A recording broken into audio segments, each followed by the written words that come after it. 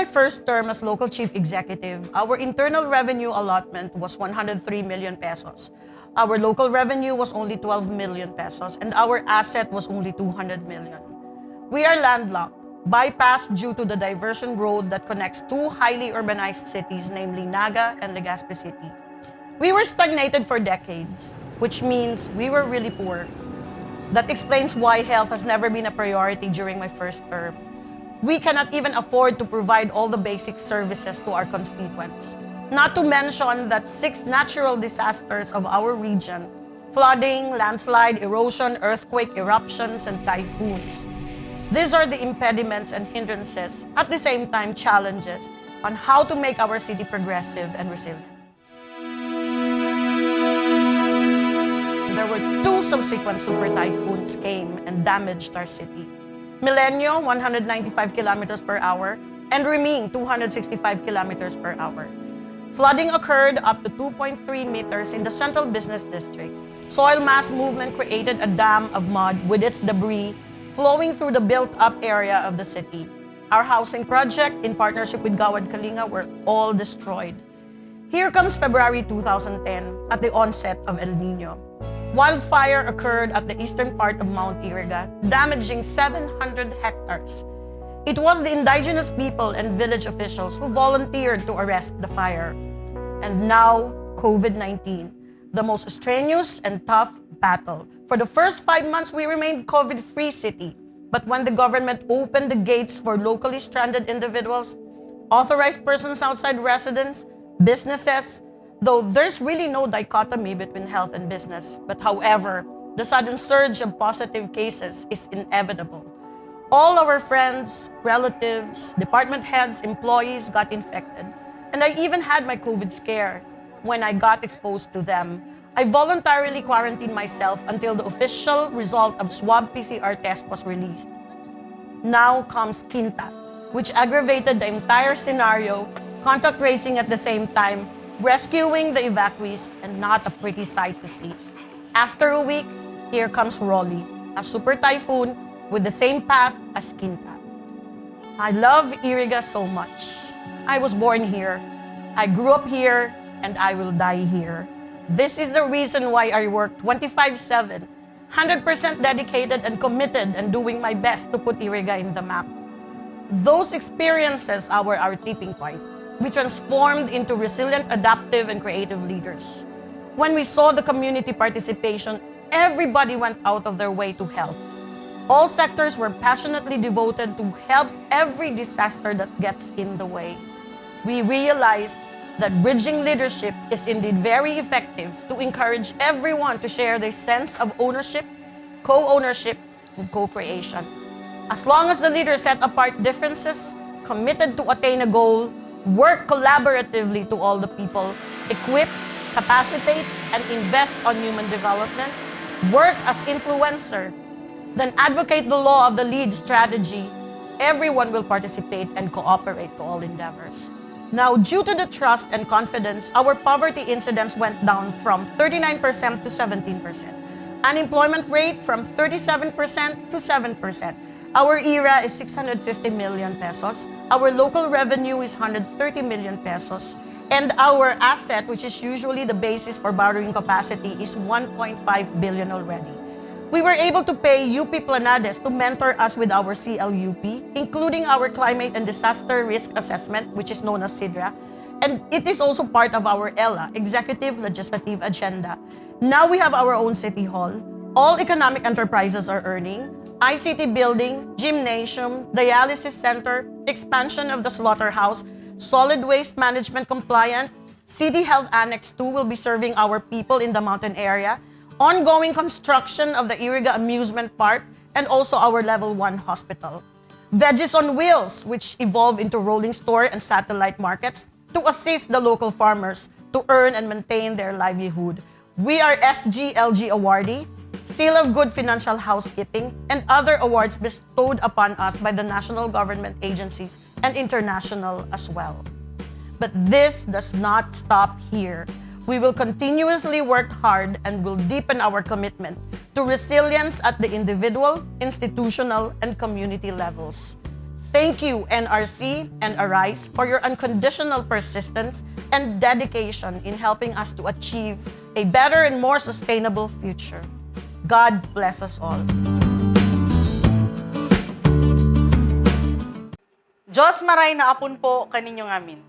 I am Ms. Madel Alfelor, the CDRRM Officer and the Chief Resilience Officer of the Iriga City Resilience Council. I will be presenting to you the roadmap of Iriga City through the National Resilience Council's Prepare Phase, indicators, and their guidance. Assistance in building local resilience through transformative leadership of our proactive Mayor Madel Alfelor. Iriga City is a small city located at the south of Luzon. It is composed of 36 villages or barangays as we call it, 18 of which are flood-prone and 11 barangays are landslide-prone secondary to typhoon. Suddenly, Bicol region, where Iriga City was located, has become one of the targets of typhoon. And yes, typhoon has created their own path towards our region and expecting the 18th typhoon, Rolly, this weekend, as forecasted by the different weather experts. And with an active stratotype volcano, the Mount Asug, where there are 9 barangays located at the foot slope and where rain-induced landslide becomes as a threat.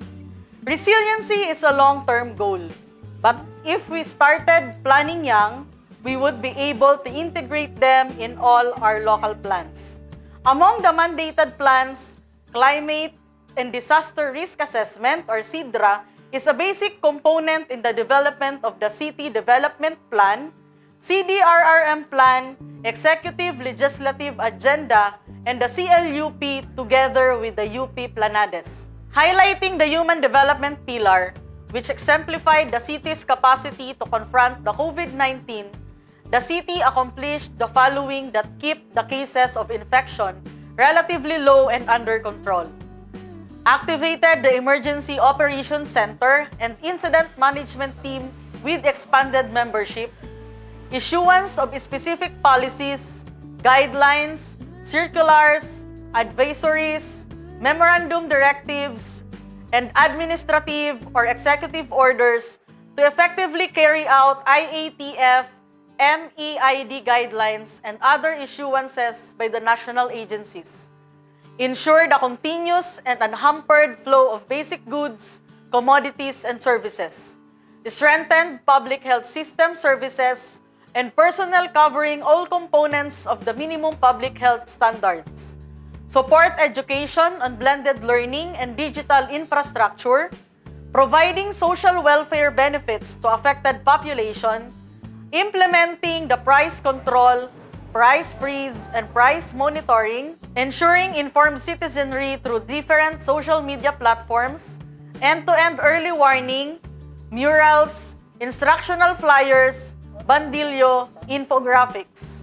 Activating business continuity plan and service delivery to client, volunteerism by various groups as force multipliers such as TODA, Tricycle Operators and Drivers Association, Barangay Peacekeepers, Barangay Health Emergency Response Team or the BHERTS.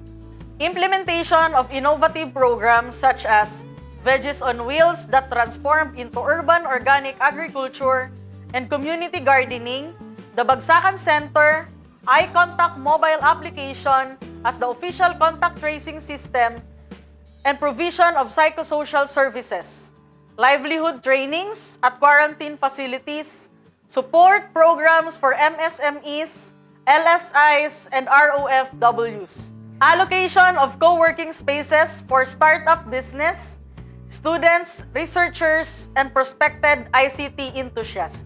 A pilot project called Millennium Development Goals, Family-Based Actions for Children and Their Environs in the Slums, MDG Phases, provided livelihood, education, and health services to selected 40 indigent families in slum areas. These beneficiary families were regularly monitored and validated. As a result, their quality of lives improved, increased income, improved health condition, and children in school.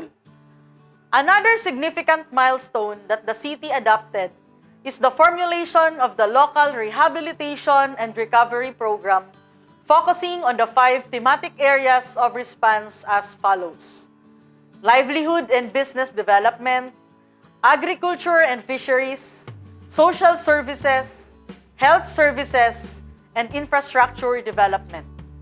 One thematic area of concern which was given priority during her administration is disaster resiliency and environmental protection, covering the following policies: continuous advocacy programs on disaster resiliency and climate change adaptation to ensure a safe, healthy, and livable community.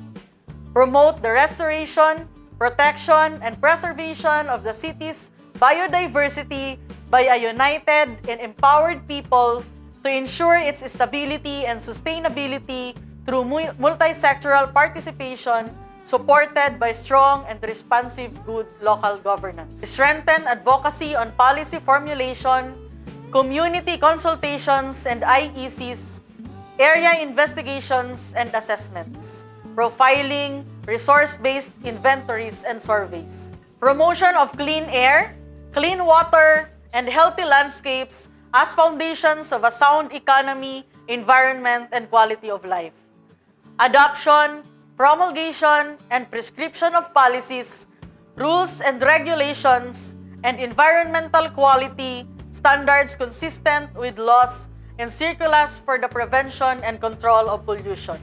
Iriga City has laid the basic foundation for a resilient community by launching relevant programs, projects, and activities that will ensure the capacity of the population in coping with various challenges like the COVID-19 pandemic. The people were continuously provided with the basic needs and services to further strengthen through a resolve and ability to deliver right decisions in effective programs, attendance to various leadership enhancement in capability building sessions like Bridging Leadership Course with the Department of Health and the Zwilig Family Foundation that facilitated the transformation of the city's public health system, which admittedly was not among the early governance priorities. Participations to community practice like Kaya Natin movement and League of Cities of the Philippines as one of the city development strategy and the public governance system of the Institute for Solidarity and Asia. Iriga City is also a member and knowledge sharer in various international leaders association such as CityNet, UNISDR, UCLG ASPAC, Unitar Cefal, and UCLG World as treasurer. The frequent invitations and participation to different events caught the interest of several overseas development assistants, bilateral and multilateral and public-private partnership when they provided the city with the following grant projects. This platform contained advocacy program on good governance to ensure that all strategies and approaches in decision-making will generate participation from the stakeholders. Approaches includes ownership, co-ownership, and co-creation accentuated her transformational leadership. These engagements of the local chief executive undoubtedly helped in accomplishing the city's resilience scorecard as well as the city's robust financial, social, and human development indices speak for themselves.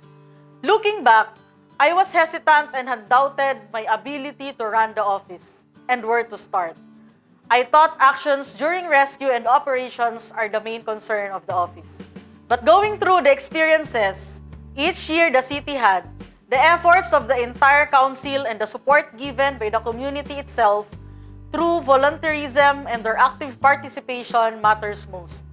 After introducing comprehensive activities from planning to building individual and community resiliency to recovery and finally building back forward towards a sustainable place, thereby achieving SDG goals, finally, life is a continuous learning process. We are not able to master our craft due to numerous unavoidable and inevitable circumstances. But this made Irigueño a resilient Irigueño, proactive, and our advocacies in DRRM has just begun.